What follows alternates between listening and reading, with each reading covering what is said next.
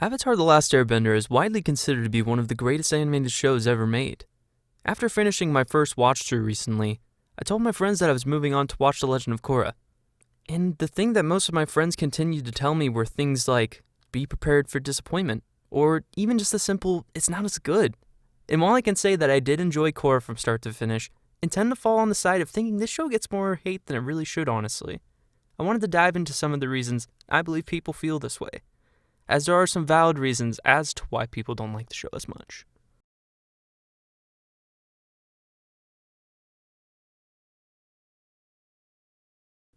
One of the things I believe doomed Korra from the start was the decision to make the show a sequel, involving some of the beloved characters from the original series. While it is great to see these characters in their adult lives, I think it ends up tying the show too closely to the original, where it's impossible not to compare it. As an example, the new Star Wars trilogy highlights this point very well. The inclusion of iconic characters like Han Solo, Luke Skywalker, and Leia gave the trilogy an incredibly challenging job from its conception.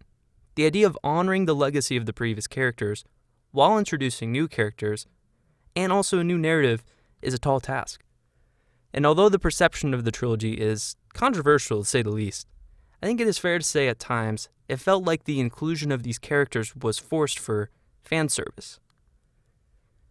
I think a great case of a show taking their world and expanding upon it to perfection is Breaking Bad, deciding to do a prequel called Better Call Saul. I'm not saying a prequel would necessarily have been the route Avatar should have taken. However, I think there is a lot to take away from Better Call Saul. The show takes on a much slower and more deliberate pace than Breaking Bad. Even though Breaking Bad was also incredibly character-focused, the show moved at a faster pace narratively. With Better Call Saul, we know the end journey of many of the characters in the show already. The thing that makes it so great is learning more about characters like Saul, Mike Ehrmantraut, Gus Fring, Nacho Varga, and the actually pretty wide universe that Breaking Bad offers.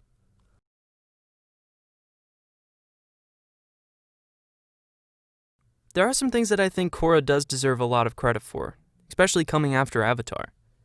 The animation in Korra is phenomenal. Not to say that it was ever bad in Avatar, but Korra looks a little more crisp and polished, maybe partially thanks to the widescreen aspect ratio and just the more veteran animation. There are some incredible bending fights in Korra that just may not have been possible during Avatar's production. As iconic as the Aang vs. Ozai fight is, part of me wonders how incredible it would look with the more polished animation in the Korra era. I would say my favorite aspect of the show was probably Korra's arc. Her constant struggles and failures are almost an exact opposite to the story of Aang. I also feel as though Korra took on a much larger scope story-wise. The Avatar world as we know it has evolved into a complex, rocky political landscape in which each season Korra has to find a way to restore balance to the world. However, this larger scope also leads to sacrificing some character development in my eyes, which will be talked about later in the video. Oh my dear God. Are you one of those single tier people? Do I look like a double fucking rainbow to you?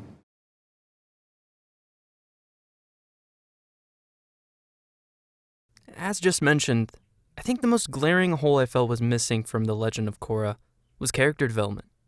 Not to say that there wasn't any, because that would be a disservice to the writers. However, aside from Korra, many of the characters in the show just don't really seem to have much to do. Mako's a prime example of this. Aside from his ability to bend and his love triangle with Asami and Korra, I don't think he really ever had a true arc. Sure, he has his stint with the police, and gets to meet his family with Bolin, but he never gets the same sense of purpose I think fueled the love of our characters in Avatar. In Avatar, with many of the main characters, there comes a point in which they have either a choice or moment that evolves them as a character. For Aang, he is faced with the need to rapidly improve his bending while also constantly having his airbender morals tested, all while being a young teen. Zuko has one of the best arcs of any show I've ever seen, finding his sense of right and wrong thanks to another incredible character, his Uncle Iroh. I never really felt the same connection to the other characters in Korra. There are many moments in Korra that I think were intended to have a great emotional impact, like the moment late in the show where Asami's dad sacrifices himself in order to open the path to Kuvira. However, they didn't have the same impact on me as moments like Iroh singing to honor his lost son, or the moment when Zuko comes back to reunite with Iroh, or even when Aang was reunited with Appa after the long stretch of the show in which they were separated. With that being said, I don't think there are any terrible characters in Korra. In fact, I actually like most of the characters in the show. However, I think the show isn't able to strike the same balance in its serious/comedic tone. Comedic relief can be a brilliant tool when used in the appropriate context. I feel as though there are many points in Korra where it takes away from the atmosphere and tone of the show. Avatar also had this problem slightly in Season 1, but was able to correct it in Season 2 moving forward. There are many characters in Korra that just seem to be used more for comedy than they are for the actual plot. Characters like Bolin, Boomy, Milo, Varric, Eska, and Zhu Li. I think they all fall into this trap. Once again, not to say that comedy is a bad thing. In fact, there's many moments I actually find very funny in the show. I just think it was too heavily used overall. As an example, Varric had a moment in the show where he was literally plotting against our main characters, Team Avatar, by sabotaging future industries for his own personal gain. But it never really gets its proper weight as he continues his comedic personality and never really faces any major consequences for his actions aside from a brief visit to prison. Even for as much as I love Bolin, he's another character that's interjected into so many situations where the tone seems to be heading to a more serious direction, and then he will crack a joke or just not take the situation as seriously as the others, which kind of lightens the tension and just doesn't make you take it as seriously in my eyes. And the last major point I want to cover is my feeling of the show not really having a satisfying conclusion. By the finale of Avatar, all of the storylines and arcs of the characters were completed almost to perfection. However, Korra ends at a point in which I could have easily seen the show continuing. There isn't really a sense of closure, and they even suggest that there will continue to be more threats for Korra in the future, and that her story maybe hasn't come to a full end. Not my fucking tempo!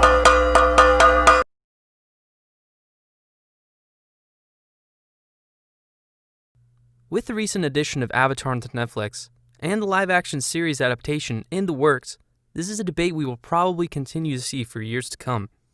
I think the greatest thing that will come from this is the continued interest and popularity of the Avatar universe. And that's why I like to view Korra on the more positive side. It showed us the future of the world that Aang enabled. We were able to see the Airbender nation expand with Aang's son Tenzin and the many that join him. We saw metal bending, thanks to Toph. We saw the impact Zuko had on setting the Fire Nation in a new path of peace. And we even get to see the original Avatar and how avatars came to be.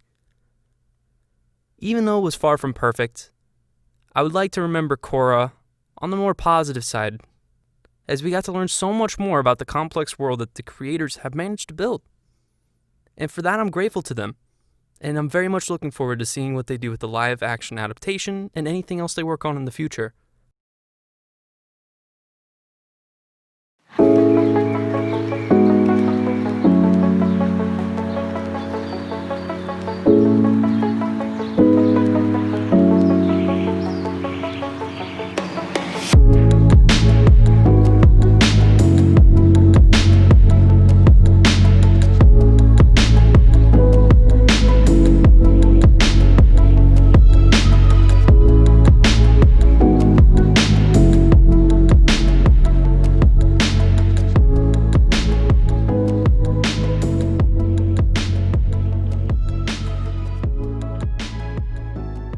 To you,